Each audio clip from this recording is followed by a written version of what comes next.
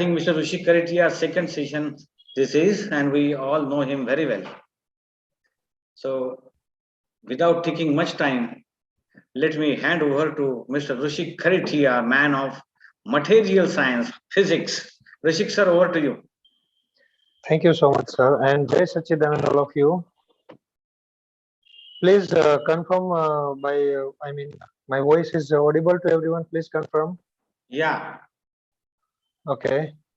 So my question to the audience and to the people joined over here is that which line is straight over here in the picture, as you can see? Please open up and give the answer. You all are requested to open up and give the answer. Last one. Okay, last one. Okay, last one. Okay, Dr. Riti Dayal. All of you have to answer one by one. First one also. Okay, first one also. They're all straight. They all are straight. Yeah. Okay. It is creating an illusion. Can you see this? All lines are straight.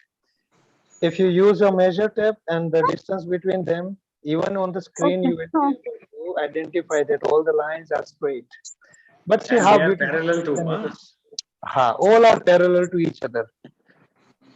Okay. But as you can see, is how beautiful illusion it is creating. So the same illusion we are living in this world, carrying all kind of the illusions we will be seeing and understanding in upcoming slides. The world is the puzzle itself, but it is always in the principle. See, Dada Bhagwan, what Dada Bhagwan is trying to explain, that world is puzzle. We are not able to unscramble it, but even though it is puzzle, it is well maintained and remains always in a harmony, in a principle. It cannot be altered. So the word is puzzle itself means what? We have many questions arise in our mind that how does it running, who controls everything? And the biggest belief of us is that God is on the control of this world. Yes or no? This is our biggest belief. Yes or no? Who is in charge? This question may arise in our mind. Why is there so much suffering in the world? This is also the question for most of the people who are not practicing the spiritualism. Then who created the world? Who am I? What is the purpose of our lives? So many kind of the questions may arise in our mind. What Dada Bhagwan says in this context, that world is created by God. This is what we think, but it is a relative truth. If this is true, then why would God make some people suffer while other lives in happiness? See, God is a supreme power. If it has a control, then why would He? Because God is equal to our take carer. We can say is equal to our father figure, our parents. I mean, even sometimes parents may beat us, but God can never. This is what we believe, right? So if God is there under the control, right, then why we are suffering? God is never willing to do this. Why some people are going hungry while others have so much to eat that they aim to go on diet? Yeah, this is also a question we may arise. Why would God be prejudiced towards some people and not towards others, even though they are committing a very sinful activities? We can see in our surroundings that people who are committing insane activities or sinful activities, then also God is giving wealth, good health. I mean, constant grace remains on their head. Should not God be impartial? Would God truly want cause suffering to living beings? Then what is the truth? So what Dada Bhagwan says that he revealed the truth to the world that God is not the creator, never was and never will be. He is an observer. God himself has to be in the human life for the suffering. We can take many cases. Lord Krishna, Lord Rama. So there are many cases that they have to born in the form of human being, and they had to suffer. Would God be involved in creating or designing the world? Do you see the prominence people involved in the manual task? See, Will the God be able to take care of every living being? That he will do now this, he will do that the next moment, right? So that is not so. World is, or I mean the universe, not world only, the universe is on auto mode. It is completely on auto mode and is working automatically. Nobody is creator, no one here. According to the Jnani Purush or Dada Bhagwan, then why would God take such a responsibility? Why God would take tribal responsibilities when he should not be give some energy or time? Why would God determine who should suffer and who should not? See, that is why Dada Bhagwan want to put some light on this. That word is puzzle itself, but it is working automatically by its own self. Then what is the truth? The truth is, Dada Bhagwan is clarifying that the world is run solely through the law of nature. Scientific circumstantial evidences he is calling the law of nature are governed by karma, good and bad deeds. So in our own lifetimes, it is nature that keeps everything and everyone organized. This is organized by the nature, not by the God. Nature is taking care of everything, but we are not trying to understand it. We are not at the minute observation, otherwise, we would have understood that what is exactly happening and what could be the reason behind. And by understanding these kind of the subtle things, we will be able to lower our suffering. There is no God who has time to run the world or the universe. All that unfolds in our lives are attributable to our past deeds. So, what drives us is our karma, is our past deeds. This world itself is a science. God lives within this science and he constantly sees how this process of science is taking place. God does not meddle in its natural process. God resides in every creature. And the ultimate truth is that we are going to, or I mean, we are into finding our true self. That is, somebody calling it as a liberation, somebody calling it as a true self, right? In the form of pure consciousness, as the knower. God is a knower, the seer, and remains in eternal blisses. So we are all human beings, except a few who are practicing the spiritualism. Mostly people are living in illusion. Sometimes what we hear may not be true. Sometimes what we see by our naked eye, if we behold the situation, then too it may not be true. What we see may not be true. The smallest example Dada has given, that lateral inversion. This is a physical, phenomena, that if you stand in front of the mirror and if you see that your right hand would look like a left hand and the left hand would look like a right hand, just because of the symmetry of our body, we are not able to comprehend that which part is left and which part is right of our hand or our body, causing the phenomenon of day and night. See, we think that night and days are happening, but it is not so. If we change the point of view, if we see the earth from the outside of the earth, what will happen? We will be able to identify that there is no day and night, because it is just a physical phenomena. Sun rises and sun sets, but in the reality, there is no sunrise and sunset. Rotation of the earth on its own axis causes the illusion. So this is illusion for us because we are living on the earth. But this illusion may be reduced or may be eliminated once you visit the outside of the earth. Sir, next slide, please.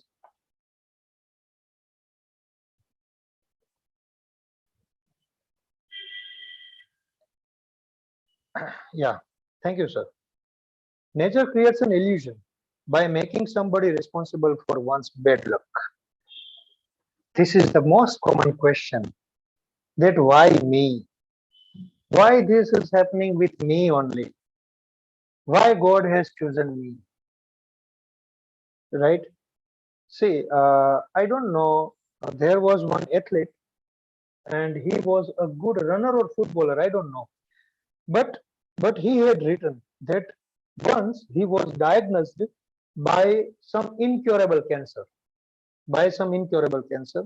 How positive he was. I would like to narrate that incident. I have read it 3 to 4 years back. So the incidence was that player was diagnosed by the incurable cancer, and then he wrote that why me? That the sentence was started from that only. That stanza or that poem started from that sentence only. That why me? Then he was very much thankful to the God. That God, you have given me such very nice wealth, very nice family. Few people might not have this kind of the things. Why me? So he was very much thankful for the positive happening in his life. And then also he was not complaining by as he was diagnosed by the cancer recently. Still he was not complaining. As God has chosen me to give the best of the best, right? He might have chosen me to give this kind of the cancer too. Just there must be some reason behind this. I should not override that reason, but I should thankful to the God that why me. So he's written this kind of the poem. That was very beautiful poem, right? So let's back to the point that nature creates an illusion. So mostly people are living in illusion by making somebody responsible. If suppose something bad has happened in your life, right? What we complain that because of that person or because of this person we are suffering. But in its contrast, if some success or some good thing happen to them, all the credit the person will try to take by himself that I am the one who is responsible for this good happening. So there we are taking a credit. But when some misfortune is happening, we are not taking the credit, but we are delegate that credit to someone else. So this is our illusion. That is why Dada say that you should eliminate your ego, your ahamkar. Illusion is so strong that man goes on fighting. See, we are trying to find the reasons from external factors, from external environment, that just because of this these are happening. We are not trying to guess from within, we are not trying to guess from inside, that just because of this I am suffering that one. And what is the conclusion, what is the ultimate reason is, I mean, what is the ultimate result, that we keeps on fighting, hating, and ultimately hurting ourselves. The person whom we are blaming, that too is suffering, wasting our energy, our time, and ultimately we are spoiling our health. This is the main philosophy. If we are into the some anxiety, some rage, some harsh discussion, we think that we are hurting someone else with whom we are indulged.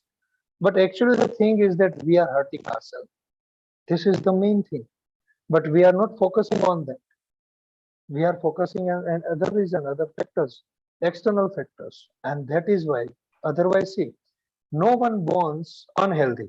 Mostly 99.99% babies are healthy, right? So from where this kind of the diseases and this kind of the things emerges, it emerges from the within.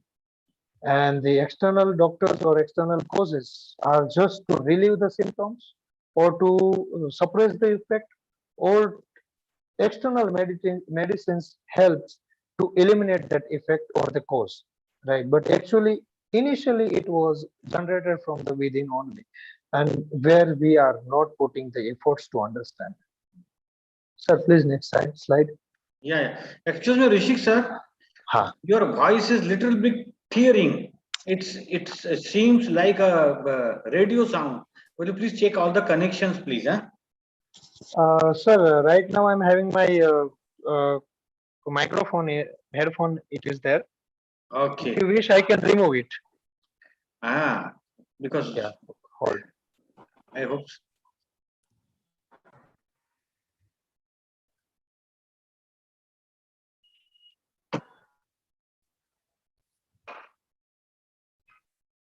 We can understand, but it continuously gives. Hello, now audible? Yes, yes, now it is better. Okay, sir. So, for example, This so is now better. it is Fine. clear and loud audibility is there? Yeah, yeah, clear, clear. Very good. Yeah. Okay. You please talk about the picture, na? We forgot the picture in this slide. Yes. Sir, please move to the next slide. I was done with that. But this picture we forgot, I think. Yeah. Sorry. So again, my request to the audience, to the participants, that what this picture depicts. What can you see in this picture? Please open up Dr. and E.P. share. Dayal, I am expecting answer from you. Jay Sachitanand. Yes, Jai Dr. Sachidanand, Dinal, sir. please. Yeah, I've not seen this one before, but these are different illusions you're presenting. And in these, like, it depends on what viewpoint you look at them. So from one Right. viewpoint, you see a tree in the middle. Yes. And then if It's your a brain tree in the does a middle. switch, yes, and if your brain does a switch, you see two faces on the both sides, Yeah. Oh, like facing each other. There's something called like a gestalt that your brain does that switch, and then it looks at the different viewpoints. There is one picture also which is actually an animation in where we can find that sometimes that horse is moving forward, and if we change our perspective, we find that horse is moving backward. There is also a kind of the illusion that one picture is rotating clockwise, but if we change our point of view or our location of the just gazing the picture, then we will be able to see that it is rotating in a anti-clockwise direction. So these are the visible illusions, but many invisible illusions are there, which must be understood by the inner eyes, by the understanding, by the spiritual knowledges. And sir, well, Chandrakant sir, please tell me. I think uh, Dr. Nimish Patel has really holistic view. He described the picture very properly. He could Correct. see both the faces as well as tree. That's Yes, very correct. fine. Please continue. Sir, next, move to the next slide, please. Yeah. Yeah, see, for example, so the examples I'm trying to give you, as per the normal point of view, we will be impose a responsibility to the other factors that miserable happening in our life, that unpleasant experiences like meeting a bad landlord. See, one is not contemplating that why I am meeting this kind of the bad people or bad landlord. Instead of thinking on that perspective, what we instead of thinking the inner perspective, what we think that he is a very bad guy, but all the times it is not so. A business partner who does not remain faithful, and that is why we have to separate from the business. Quarrel between the partners, this is the most common thing, right? Dada Bhagwan has given a very good uh,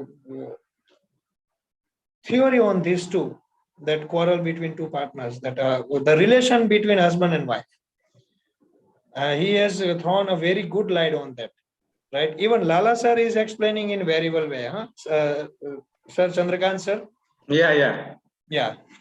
So unpleasant experience to a woman in early years of the marriage, that women are suffering from, overburden of their work, and that she may not get a response from their in-laws, right? So instead of finding the causes from within, we are trying to find the cause from outside, and that will lead to the great sufferings. Sir, next slide, please. Hmm. Okay. So the incidents is happening right now in the Pakistan. As we can see that Pakistan's government is almost collapsed, if I'm not wrong. Yeah. Its government is almost collapsed, and many a times the military rule was there, imposed military rule over there too. So similarly, see, this is the point of view that similarly government and the politician we get are our own projection. Whatever or whoever we will be, our government will be like that. Projection of the hatred and greed, but illusion shows that politicians are self-seeking. We think that these are causing by these are the bad or spoiled politicians and fighting between themselves, but it is not so. Just because we are like that, that is why we are meeting the people like that only. But doesn't mean that we cannot uplift ourselves by the knowledge from these kind of the Jnani Purushas. This is spiritual scientists, I am calling them as, right? We can uplift ourselves also, and we can gaze inside from within, and we will be able to find out the causes or the reasons that why is this happening, and we can suppress the sufferings also. Whenever there is a labor trouble, see, this is also most common problem, that there is a labor trouble problem. I mean, labor trouble, that the labor is not working properly in one firm, and the same labor is working very good in other firm. This is also happening. So whom to blame? To the boss or to the labor? Labor is same only, but the dedication of work is different in two different firms. So we try to identify the cause outside. That labor is mentality is like that, that is not going to work. He should not work just because he's from the labor community, but it is not so. But the real reason is our excessive greed. See, what is the reason? That we are expecting very much than the leverage we are providing them. And that is nothing but our greed and unfair treatments. If we are treating them in a normal way, then that is fine. But if we are treating in an abusive way, then what will happen? Disaster will happen. A process of fasting or semi-fasting is essence is a process of cleaning to obtain pure energy at the end of experiment. But illusion shows that initial we think that if I do fasting, my body will get weakened, but actually it is not so. By doing the fasting, after a certain time, the physical and mental cleaning will start, and it will cleanse our body as well as our aura and our mind and brain. This is fact. But initially, just we are driving by our illusion that I won't be able to remain prolonged hunger, right? I'm not going to observe the fast. And that is why, otherwise, Dada Bhagwan has suggested many kind of the fasts in his speeches, right? Sir, next, yes, one picture is mentioned over here. What is written here? Please tell me. Anyone? Yes. I am expecting from the participants that please open up. What is written here? Something is written here. Yes, something is written here. It looks like I, then semicolon, I, then small I, like this. But it is not like that. You have again to change your perspective. It looks like some kind of the Morse code is given, you know. They are two words. Let us Two give words are them some hint. Good So they evening, are two sir. words. Yes, can I speak? Yeah, Please, please. please, Alba ma'am. Yeah, it's written as bad eyes. Yeah. And I must say, I your eyes guess are so. really very good. Huh? We all have very gifted with good eyes, actually. But How probably is how perfect. did you observe it? Please explain. Just it looked in one side only. I saw that it is bad eyes. I just can't explain it, but the B See, letter, as I saw, B A clearly seen. means your focus is on white color. If somebody focuses on Yeah, black color, it looks like different. yeah, that's true. That's true. Yes, yes. If you blur your vision, then also you will be able to observe this. If you half close your eye, then also you will be able to observe. Just half close your eye and blur your vision. It will be clearly seen. Sure, sure, sure. Okay. Yes, sir. Thank you, sir. Welcome. Sir, let's move to the next slide, please. Yeah, yeah. Aha.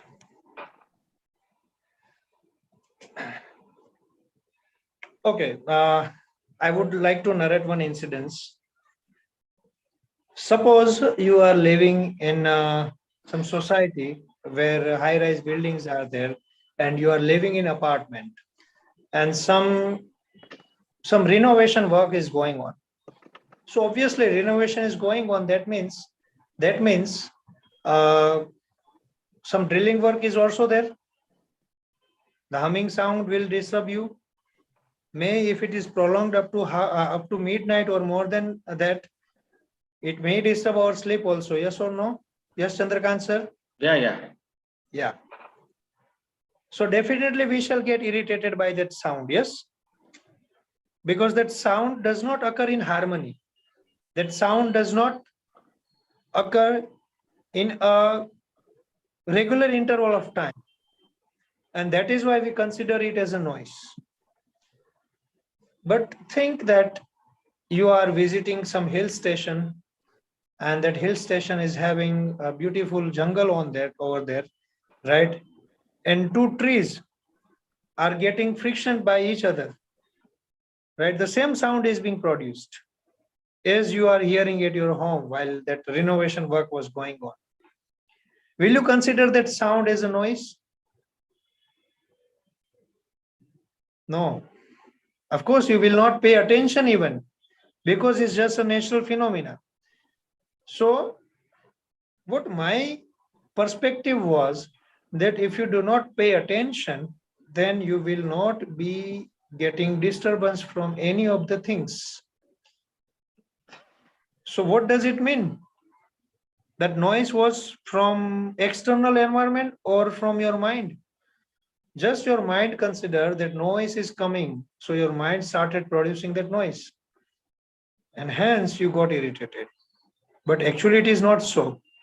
What you were observing, that if you forget that noise is coming, then you will be able to sleep soundly even if the noise is coming.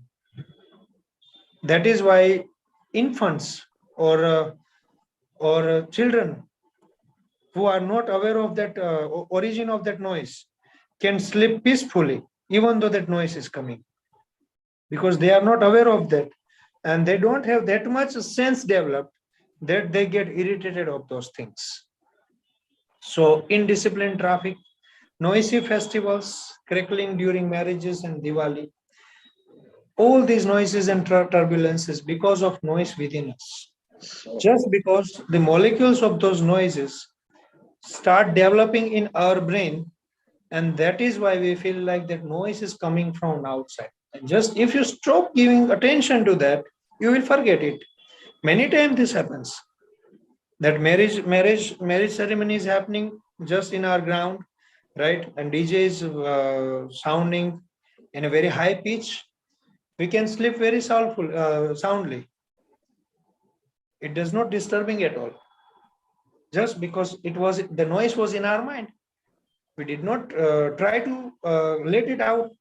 And what happened? Just miracle, we could sleep soundly. All the noises and turbulences is because of noise within us. But through illusion, the cause appears outside. We feel like that the noise is coming from outside. Just because we are paying attention. If we stop paying attention, our illusion will be eliminated, and we can rest peacefully even. As a result of meditation, when inside becomes quiet and peaceful in the condition, although noise remains outside, we are not disturbed.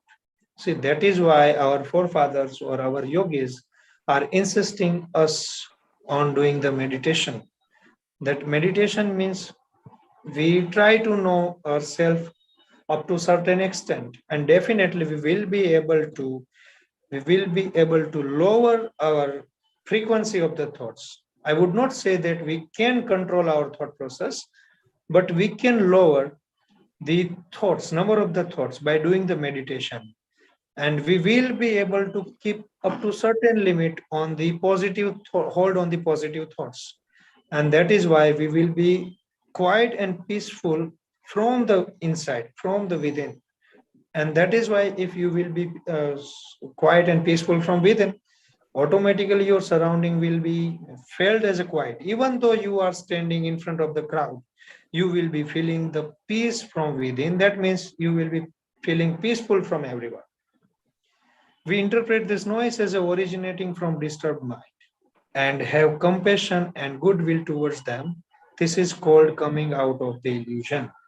And nowadays, these kind of the illusions are very much common, and that is why stress level of the people are so much high, and that is why they are becoming very short tempered. just before 150 years, if somebody is on a stress and if they have to visit the psychiatrist, right? The same kind of the stress we are taking right now in everyday life. The same kind of the stress. And what is ultimate effect of those stresses? It leads to the physical disabilities. I mean, certain kind of the malfunctions are happening in our body with our body organs, and malfunction ultimately will lead to the problem of living. One more example is there. Mostly people have belief like that religion and spirituality are equal. But if the person is not religious at all, he can be spiritual. Sometimes it is misunderstood that he is very religious personality means he is spiritual. But spirituality and religion are not connected at all. Yes, you may be a spiritual as well as religious, but not necessarily that if you are religious, then you are spiritual. Another famous example of illusion is that the difference between religion and spirituality, whereas spiritual practice brings us in harmony. See, this is very important line. Spiritual practice brings us in harmony in every aspect with eternal laws of nature and most of its unseen consisting of subtle psychological changes. Religion consists of certain do's and don'ts. Religious tell us that don't do that, don't do this, do that, do this. But spiritualism is something like you are knowing the reason why are you doing. So what I am telling is that, of course, if you are religious, then you can be a spiritual, but not at all if you are religious, then you may not be spiritual also. So these are the things. Majority of the people mistake religious as a spiritual practice and believe this to be the aim and end of all things they are seeking a spiritual practice. They think that I am doing spiritual practice and my problems will be solved now. No, until you don't gaze from inside, your problems will remain the problem only, because you are not trying to understand the problem, the cause of the problem, and why it is happening. Till then, the problem will remain the problem and it will remain unsolved. This can be seen in all the rituals. Chandrakant sir, I would like to tell one incident. I don't know, from nowhere on the earth, I got one picture, one paper cut. Over there was written that few religious practitioners burn 50 tons of wood in order to pray to the god so that the pollution, air pollution can be eliminated. They burn 50 tons of wood. My God. So how they are remaining in the illusion? They did not see anything that we are, by burning the 50 tons of the coal, how much huge pollution we are causing. But this happened. And this was, sir, on the front line of the newspaper. Huh? That was a paper cut I was having. I used to show my students on the very first day when I take a class from the vacation, right? I show my students that, see, these are the illusions. These are the things that are happening in our daily life. Try to observe the things, the process, and then act. Okay, sir. Shall we move to the next slide? Yeah. Illusion created by nature. This is very beautiful. One of the marvelous illusion created by the nature is regarding non-violence. See, people are practicing non-violence from outside, that from tomorrow, I will not hurt anyone. Physical non-violence can be easily understood and practiced. Real violence is inside. And what are those inner flows? Hatred, greed, arrogance, deceit, jealousy, etc. Inward efforts is necessary to become a non-violence. If we are trying to be non-violence physically, means what? We are imposing a tremendous pressure on our body that I'm not going to do this. But we can easily do this by eliminating all the flows I just mentioned here. Hatred, greed, arrogance, deceit, jealousy. If we eliminate these flows from within, right, we will be able to practice the non-violence very easily, very, very easily. So inward efforts is necessary to become a non-violent. So also for the earning money, if we are practicing non-violence from inside, you don't have to care for the money. The flow of the money will automatically start flowing towards you. Inward effort, non-violence automatically produces the wealth. Through illusions, man makes only at outward efforts. And sometimes few people doesn't even know that what is the exactly I'm living in which kind of the illusion. Drunkards are mostly feeling the illusions that, oh, I'm the happiest person in the world. So that kind of the illusion is temporary, obviously, but still he enjoys the momentary event. So this is the biggest illusion, and this can be, we can say that the many kind of the illusion, even non-drunkards also, we are also in the illusions in somewhere where we don't even try to find the cause, but these Gyani Purush are helping with eliminating the illusions.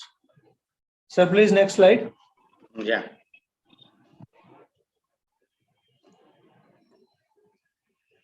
Under the illusion, see, what do we see? That growth of our body, that we born, we get die, and we live with many illusions. So we are focusing on all this. We are not focusing the true self which is residing in ourself, the true Atma, the true self. But we are focusing on the external causes. Under the illusion, law of growth and decay is not seen, and craving develops for a relation to remain permanent. Somebody is thinking that this is my relation and this must be permanent, but it is not so, because whoever bonds, whoever is created is definitely going to die. So this is our illusion, that we are seeking for the permanence, but it is not so. So this reality we are not ready to accept. And what happens? The cravings to have that relation permanent is developed, and that will cause the suffering, that will cause the painful situation when we depart from that person, from that thing. Life is in village, which is highly inactive. We see that people in the village are very happy, as highly inactive. And we can see that they are actually peaceful, but sometimes it is not so. Body which is seen appears to be real body. Clinging develops for preserving the body. See, in the past, many events, many mythological stories are there, that where the seekers is seeking to be immortal. Many things we have seen. But who is immortal? The Atma, who is truly residing in our body. Unseen body which does not die, but gets developed during the repeated cycles of birth and death. As we have seen that various kind of the body we have. But who pays the attention to that body? Actually, that body is immortal. Not the one you are carrying, not the physical body you are having. That's fine. Rushik sir, excuse me, please. Dr. Yes. Nimish has raised hand. He wants to share something. Dr. Nimish, I please. couldn't see that. I'm sorry, sir. No problem. Thank you. Actually, not share. I wanted to ask on the village example. Can you please explain that one little further in depth? Sorry, sir. They Your voice is appear not audible. peaceful. Oh, sorry. Can you hear me now? Ha, sir. Tell me. Sorry. For the village example, can you please explain that one a little bit further in depth? They are inactive and appear peaceful, but they're not really peaceful. Yeah. For example, in the village, right? Many people are not having a certain work to do, so they will spend some time by sleeping, by sitting somewhere. But the things in their mind that they are seeking constant money, just because they are lacking in the money, but they are lacking in opportunity too. So we can say that they are ideal, they are not working, means they are peaceful because they are highly satisfied. But sometimes it is not so. Sometimes it is not so. This is what I wanted to share. This is my idea. But is it necessary for them to be active? No, sir, not at all. Not at all. But most of the times this can be observed. Not at all, not everywhere. So like in their minds, they're active, but physically outside they're not active, yes. so that causes a clash. Yes. Okay. Sometimes that may happen just because carelessness, irresponsibilities. These also are the causes for the same. Okay. But ultimately, they will suffer for not having what they are craving. See, may I add something to it, Rushik sir, with your permission? Please, sure, sir. Life in the village. Huh. If we happen to visit a village, we can see so many middle-aged, old people sitting under a tree, either in the morning or in the evening, sitting together in good number and talking. So, correct. What idea comes to our mind? My God, in Mumbai, there is so much hustle and bustle. A person who stays in Mumbai, he finds it very difficult to manage with village life because he is habitual to all this rush. So there is no rush at all. So actually, it seems that it appears peaceful, but it is not peaceful. It is inactive. Those people, they do not have any other work. So they simply sit there. There is no peace, but inaction. In this sense, it can be understood. So this is also a type of illusion, to understand inactivity as a peace. Peace, yes. But they are inactive only, not peaceful. Sir, I would like to add something more in that too. Please. While I was living in the hostel, I have spent 2 years of my life with the old age people, old age home. Okay, so I used to observe them, that how happily, how peacefully they were roaming around. Whenever bell rings for the food, they go, they come back, they sleep. I mean, they used to remain inactive, or maybe in certain subtle activities. But it was from outside. I was observing from my hostel. Then I got a chance to serve them. And our rector told us that you are going to serve them for this week. Then only I came to know that how miserable they are, how they were suffering.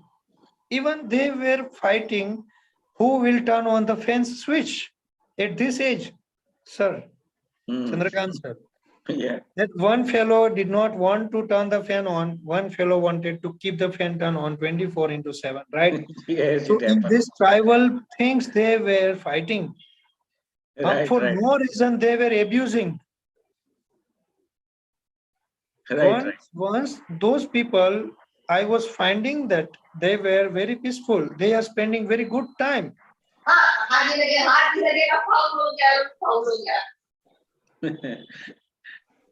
So I think my question is that I understand what you're saying, but oftentimes, with the example in Mumbai, for example, people are very active, right? We see that everywhere. In America, it's always the same.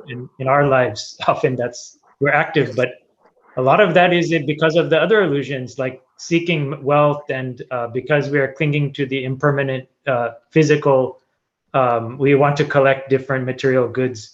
So it seems to me when we go to the village, I enjoy that life because it's not too much pursuit. It's sort of recognizing that these things are not really valuable in our life. So that's the part I'm trying to understand, is that does seem peaceful to me.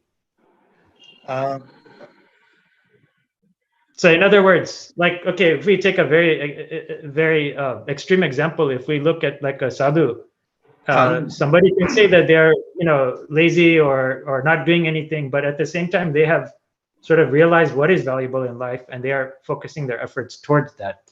This is excellent. So might appear inactive or not fruitful from the outside to other people, and that person's maybe making a lot of progress in their life. So I'm just trying to understand this aspect of it. Yes, yes, yes. I understood, sir.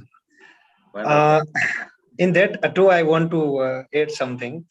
That what was the reason that he became sadhu? That is most important. Chandrakant sir, yes or no? Yeah, really. That actually he wanted to seek himself, true self. Sir, I guess there are 3 types of the sadhus out there, if I'm not wrong.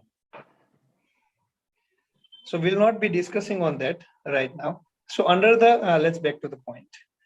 Thank you, Dr. Nimesh, for further discussion on this. Under the illusion, law of growth and decay is not seen, and craving develops for the relation to remain permanent. The life in the village, which is highly inactive, appears peaceful. Appears. That is our illusion that we already have discussed on this.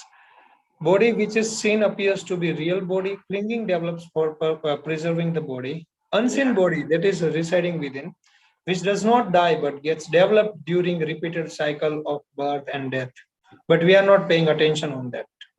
Rushik Again, sir, whether that mummification has connection with this, people might have been in ancient, what you call, pyramid age, they might have this illusion that this body is permanent. Let us preserve this. I'm yes, not yes, sure. yes. I'm not sure, but this comes to my mind. That too was in Maya civilization also, sir. Hmm.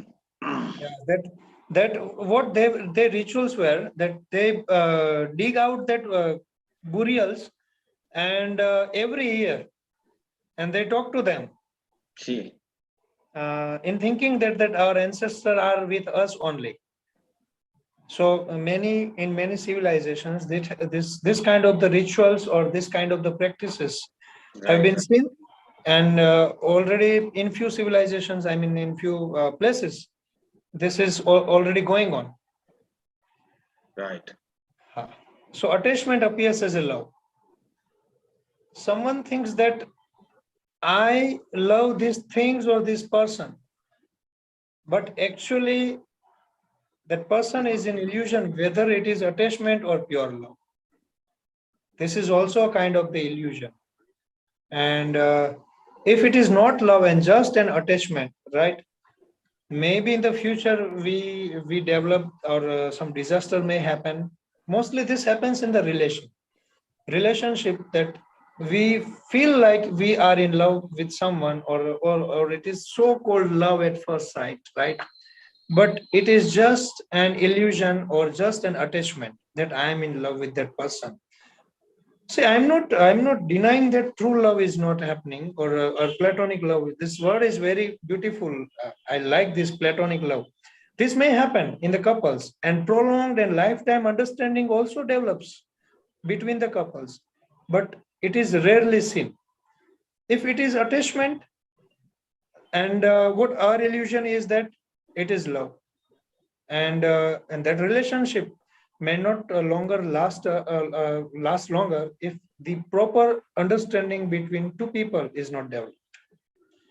Life without love, a relationship without reality, and death without grace is the final outcome of human beings under the illusion, under the grip of illusion, and this is called Maya. In Hindu scriptures, we consider it as a Maya, that actually what is there and the truth we cannot see.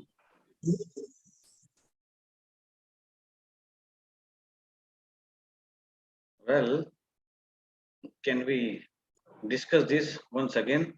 How to Sorry, sir. identify attachment and love? Sir, Well, your voice is not audible to me. oh, I see. Am I audible now? Sir. Thank you. So, how to identify whether this is attachment or true love?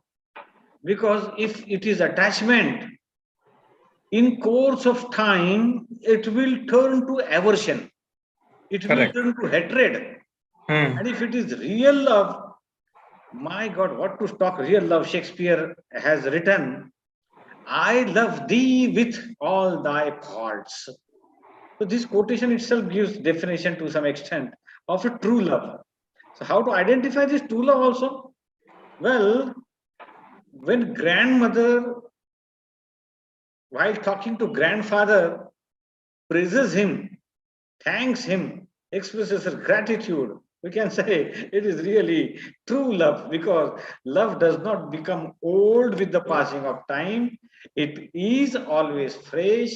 It helps one to accept the front person with all his or her qualities. So generally, this adolescent people, they have attachment and they wrongly misinterpret as love, and my God, what they don't do. Similarly, we need to understand what is attachment and love. All right. So love is love, unalterable. And those who have deep love in their relationship, it is tested when in the time of adversity. To give Correct. personal example of mine, I remember during the initial years of marriage, we used to quarrel a lot. It is very funny to share, but I can't control, I can't help. So I was so hectic from both sides. The life was just hell, and we just wanted to say goodbye to one another. We would recall, we would what do you say, we would pray to God to separate us as early as possible. Then what happened, suddenly there was a very severe sickness to my wife.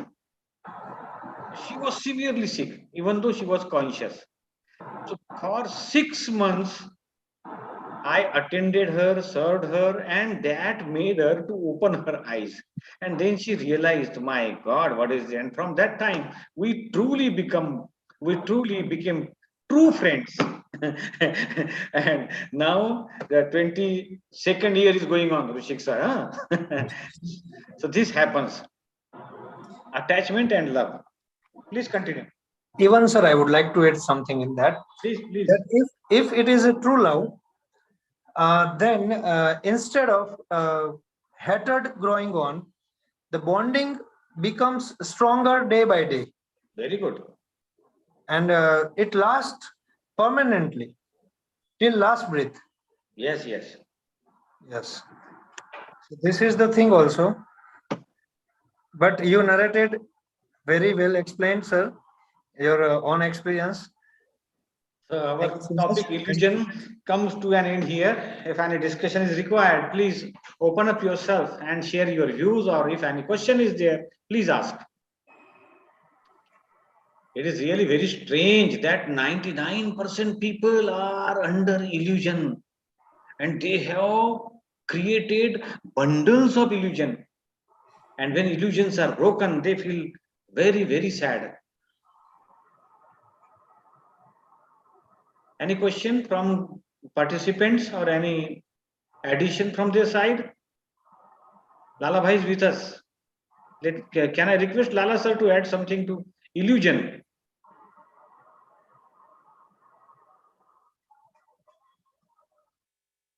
Lala sir, are you there?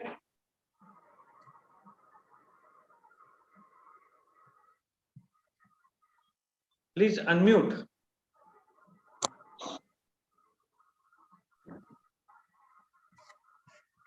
Hello. Yeah, please, sir. Welcome. Tell me. Well, today's topic was illusion. Lala yes. sir, you are requested to throw some light on the topic of illusion. We would like to hear from you. And what was the other topic? Was impermanence, no? Yes, impermanence. That is remaining one. So illusion you have discussed. Yes. Discussion time. Right. And impermanence is another topic, and better we finish both the topics and then discuss, because they are interrelated. Yeah. Right, because the things which are impermanent seems permanent, and that is one of the greatest illusion. Correct. Right. Right. So better you go ahead. It will make Okay. the comprehensive understanding. Fine, fine. So let's Chandrakant move. sir, Yeah, yes, yeah. I would like to request you. Impermanence. I would like to request throw some light on these lines by Yeah, one Dada. who knows and says temporary as temporary should be permanent. Yes, yes. Okay, okay. Chandrakant, Yes, sir. you see, when you are in a motion, you don't see the motion, Right. Yes, right? yes, sir. So that is how, say, here talking about the soul. Okay. So the soul can see the things temporary as temporary. That means it Yes. is permanent. Yes, yes. Right. So that is how he want to point out about the nature of self. If you are permanent, then only you see the temporary thing as temporary. Right. Right. Yes. That is one hint he has given. Right, right, right. So that is, I think that is sufficient. Right, right, right. In Apta Sutra 4071, Dadaji says, one is permanent in nature, but he believes temporary as permanent. And that is why people fight for this property and this bungalow and cars and gold and whatnot. No, they think that it is permanent. Many of them think that even life is permanent. They Yes. snatch from their near and dear ones in such a way that they are going to live for so many years. They will never die. Some people live in such a way that they will never die, isn't it? Rishik sir, please go ahead. Sir, please move to the next one. Yeah. It is a wrong interpretation of impermanence that everything is impermanent and there is no permanent relationship. Sorry, there is no permanent basis for relationship. All that we see is a subject to destruction and death. Hence, people are not encouraged to put up any creative efforts or hard work because all material wealth is considered impermanent and accompanied with misery. Truly means that any difficulty. See, what is Dada want to explain? That truly it means that any difficulty like emotional, physical, or in business situation is of temporary in nature and is subject to change. Means just Lala sir said that flow or motion is already going on. It is causing the impermanence.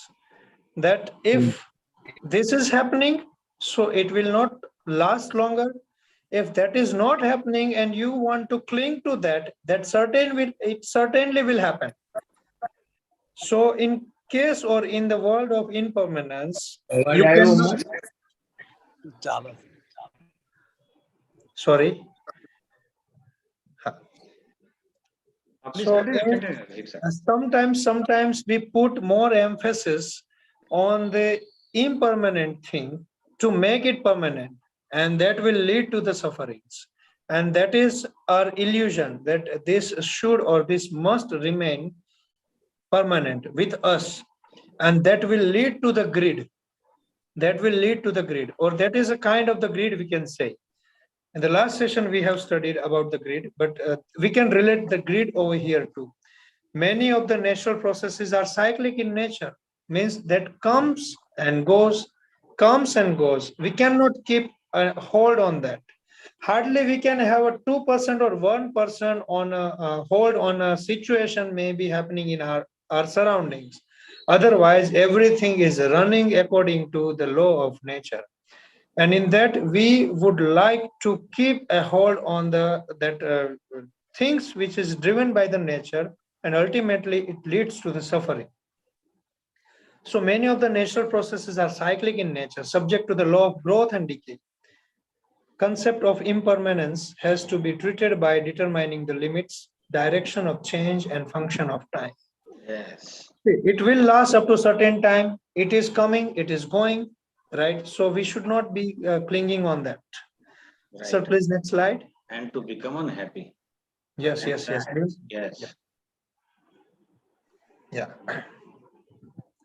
So viewed in this light, all changes are subject to a limiting value and involve change in levels of energy. See our emotions. I would like to explain in the context of the emotion. The person who is highly overwhelmed by the positive action happen in the morning, you may find him gloomy afternoon. This happens, right? So what was the thing was driving him happy? What was the thing was driving a gloomy or sadness, right? So the kind of the energy level are happening in our body. The flow of the energy is running inside the body. As Lala sir mentioned, the motion, right? That motion causes all kind of the mood swings, all kind of the things happens around us. And if we do not uh, uh, match ourselves with that motion, what happens? We will be a steady, we will be static, and hence we will be a suffering or we will be in a misery too. Why? Because that permanence we want, and the things are in motion, comes and goes. So there is nothing like permanence. During meditation, see, this is helping somewhere a lot.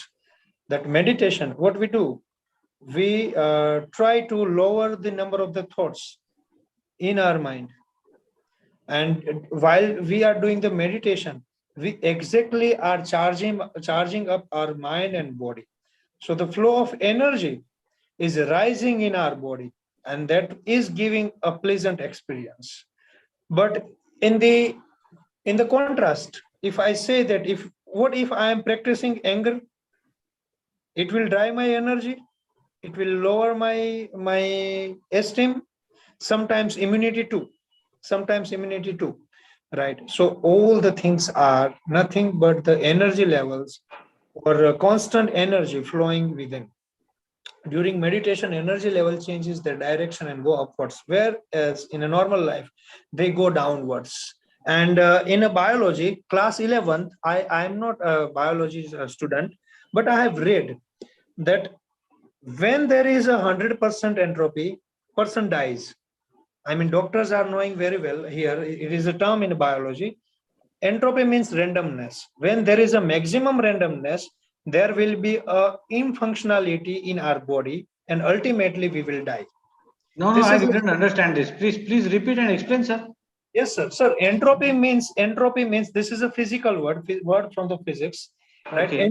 Entropy means randomness, not in Randomness. harmony. Randomness, not in harmony. Okay. So boiling water has more entropy than ice. Why? Because the molecule in the boiling water will be in a random motion, right? And it doesn't show the harmony. In every direction, it is striking here and there. So the same way, energy in our body, if the energy level, entropy of those energies are really in the significant size, what will happen? A person eventually dies. Why? Because our body does not remain in the harmony. All the parts of the body, all the energies inside the body, which is driving all the parts of the or functioning of the body, will not remain in the harmony, and it will lead to the certain kind of the disease, and eventually we die. This is the thing, sir. Okay. I hope you understood well. Yeah, during the meditation, okay. So when we consciously train our mind not to become victim of hatred or prejudice, resist tendency towards the jealousy and greed, mental energy level, presenting memory and concentration increases, and under the condition of free flow, it decreases. And that is why entropy also lowers down. Those who are meditating every day, harmony may be created in the body, mind wise as well as body wise, as well as energy wise. And that is why those people who are practicing meditation are tend to live longer life. This is what I have observed, or I have read somewhere too. Another meaning of the impermanence is that either happiness or misery, pleasure or pain, favorable and unfavorable, these are the duos. If we cling ourselves in these kind of the duos, we will not be able to come out of the things, and we will ultimately suffering the things. Situations are not static but dynamic in the nature. If we simply accept that this also pass, This too will pass. This is the very famous sentence given by the Lord Buddha, that this too will pass. Why to suffer? Why to worry about this? So pleasant experience changes into an unpleasant one. So what we think, that this would have never happened. I was very happy in my old life, but exactly what is according to the law of nature. It is constantly what is changing from outside as well as inside. So if you are tend to cling to the one experience, right, you will tend to the misery. You will end up by gloomy face, I must say. One at the end of its time cycle, and unpleasant changes into pleasant, even if you are not willing to or willing to. It is not in your hand. In a similar way, this gives a theoretical basis for meditation, not to generate craving or aversion towards people or situation, because it is impossible for any pleasant event to remain for a long time and vice versa. So those who are practicing spiritualism may find a misery in the most violent person, that he will say that this is a miserable person, that he doesn't know the truth, what is the truth is, right? And that is why he's committing such kind of the violence.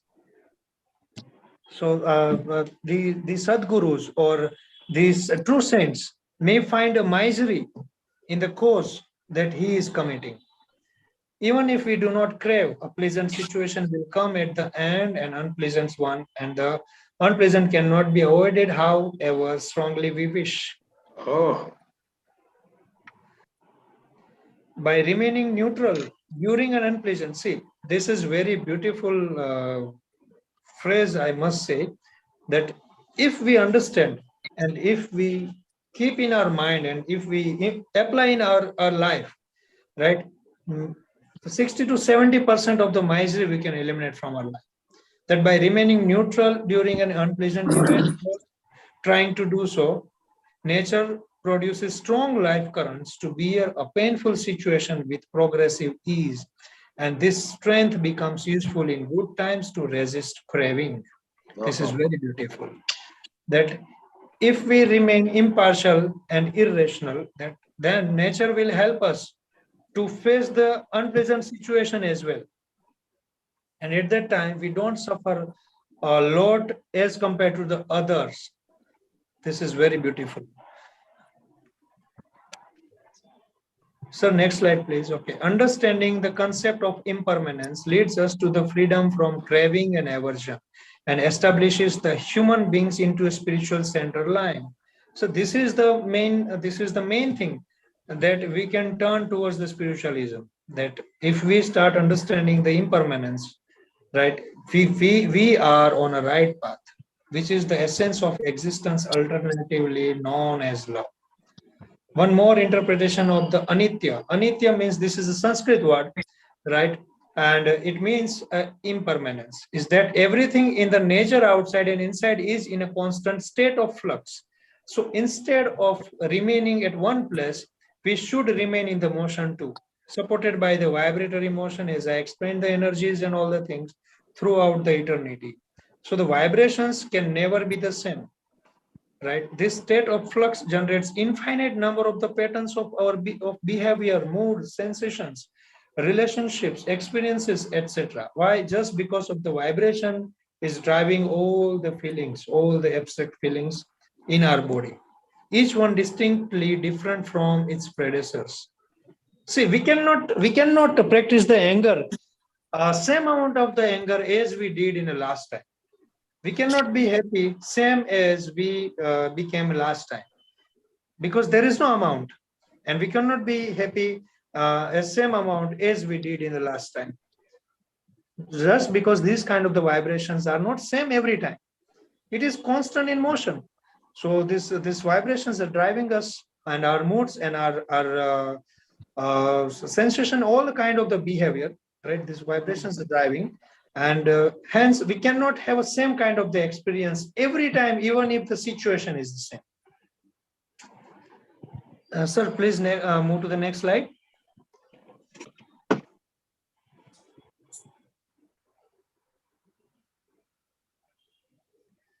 Chandrakant sir.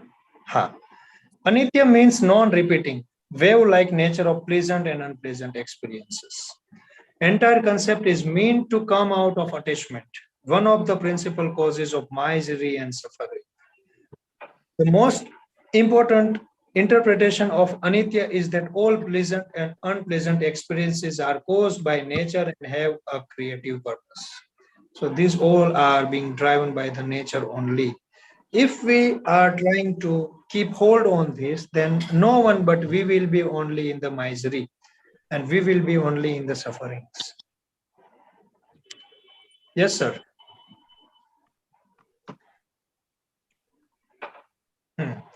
Only through illusion one finds either situations or people responsible for our difficulty that we are blaming on other, but actually the cause is from inside only. By remaining neutral and observing sensations during the meditation and mix the pattern of experiences in actual life, it is possible to understand the purpose of nature, that why nature is doing this. And if we try to see our past, try to relate the things, try to relate the events, and try to relate the happenings. See, again, the care should be taken care that we should not be said just because very good or bad thing happen in our life. We just need to learn from that experience. That is to take us out of cravings and aversions, bringing us to the center line of our existence, where infinite energy, joy, peace, and happiness are experienced. So in short, if we remain as per the nature is keeping us to, right, we will never feel any kind of the sufferings.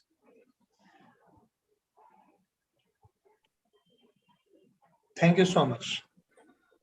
Now we are open up for the discussions, and before that, I would like to request to Lala sir to bless us with the very, very blessings and very nice words. So Lala sir, we would like to hear from you. Rushik bhai. Ha. So, friend, this was a very important topic, although seemingly somewhat complex. Yes. But it was given to the right faculty. Thank you, sir. I'm sure he has given a justice to it. These two I'll things, try my best, sir. yes, illusion and impermanence. If anybody can start any discussion on that, that will be better for our, right? So only just introductory part, if you see that it is this, in the scheme of nature, things are always in flux. The purpose of this introducing this session in this course was that I'll say we have to only know the nature's law of continuous change. And we have been told in everywhere, including in management science also, that nothing is okay, only change is permanent, no? So it is the natural course, and that is why the world looks so beautiful, so lovely, because things keep on changing always, okay? But as a human nature, we want to hold to certain things. We want that the things which are pleasant, they continue. And they don't leave us without our presence, our permission. Secondly, we want to hasten up the parting of unpleasant things. Now the author wants us to have mindful about this, that even without your note, even without your vote, even without your voting, nature will do that. So the thing is, it brings a equanimity to our approach, and it leads to stop lots of leakage of energy, mental energy especially, because the things which are going to change on their own as per the scheme of nature, and you're trying to push there, okay, unpleasant thing. Even without doing so, definitely it will be there. Okay, it is kind of a artha dhyan actually, and that is when you want to push the unpleasant things, okay, try unduly hard, it attracts a lot of karmic atoms, right? So this acceptance helps us in bringing an equanimity, and you can have a balanced thinking, and you will not hold upon the things which are out of your control, because these are natural processes that everything goes on changing, right? And that is for good, right? And this is a very small and very simple principle, but many people have lots of stress and tensions about it. See, my hair have grown white. Now, why should be under tension? Right? I have got a unpleasant boss, right? So if say this, it happened with me. I was transferable. Then I thought, boss also will not be permanent. He will be transferred, or I will be transferred. So anyway, anything doesn't remain constant. Even if you want, there was a real incident in some NRI would-be bridegroom came to India for marriage, and he was seeing this girl, that girl, but could not decide. Then his daddy got somewhat confused, because if you go on rejecting the brides, okay, then it is very confusing for the parents. So he came to Dada Bhagwan, just tell that you counsel this boy. So Dadaji asked that, how many more brides you will see? How many more girls? So he says, Dadaji, until I get the lady of my choice. So Dadaji said, can you guarantee the lady will remain the same for years together? Okay. So then no doubt. But whatever you see today is again it will be a different person within 3, 4, 5 years, or after delivery or whatever. So don't try too hard, because things in this world, in everything which is visible, is subject to change automatically as a process of nature. And that is how the author want to create this kind of mindfulness within us. Dadaji also number of times he has pointed out this, that because if we don't realize this nature of constant changing of this world, it creates an illusion within us. And through this kind of illusion, there is a craving for holding on things which is out of your control, or there is a craving for doing away with the factors which are again out of your control, right? So this was the basic purpose. I would like others to discuss on this matter, because everybody is very, very experienced both these things, right? And I think who are there? Dr. Ichidayar is there. Iti, Let us have. Dr. Nimesh. Dr. Nimesh is also there. Yeah, please. One by one, please. Tell us something. Dr. Nimesh, please open up and share something with us. Jai Sachidananda. Yes. Thank you. Very, very wonderful explanation. This is a very important topic, I think, because we are always confused in these illusions, and I think understanding the nature of that reality is really the important thing. Like, for example, I find it's very hard if we try to suppress, like if we have some cravings for something or aversion to something and we try to suppress it, is very difficult, and then it sometimes comes back with more force. Yeah. Whereas if we have an understanding from knowledge standpoint that those things are impermanent, then it just naturally fades in terms of the cravings and even the aversion, because we realize, exactly as was explained, that in either case it's impermanent. So there's really no point to have those cravings or aversions. So they say that time is the solution, Nimesh. There is one very famous point of wisdom that, see, when you are too much desperate about something, please remember there is a time factor called a very important thing. The time, with the time itself, so many problems get resolved. Yeah, yeah. Sometimes on their own also. On their own also. If you are in administration or management, you will find. Yes, Right. yes, yes. So, but that requires only patience. And everybody says you keep patience, but unless you know this rule of impermanence of good thing, pleasant thing, or unpleasant thing, everything is when we see the things in nature. See, Yeah, things are cyclic. So if you observe all 12 months, yeah. nature is so cyclic, Yes, yes. right? It keeps on changing. And because of changes, only you feel liveliness. Right, right, right. From health point of view also. Yes, Suppose yes, you it's true. constantly live under a certain temperature, you feel comfortable, but your immunity will go down. Right, right. Nature keeps you giving small shocks. Okay, throughout the day, the temperature will fluctuate. Okay, and the body will, without your knowledge and without your being consciously aware, the body will go on adjusting. So a small shock are there. Right, The right. greatest example is about the sea. Okay, tide and ebb. Okay, it is so systematic. Okay, definite at certain hours, there will be a tide. Certain hour there will be a ebb.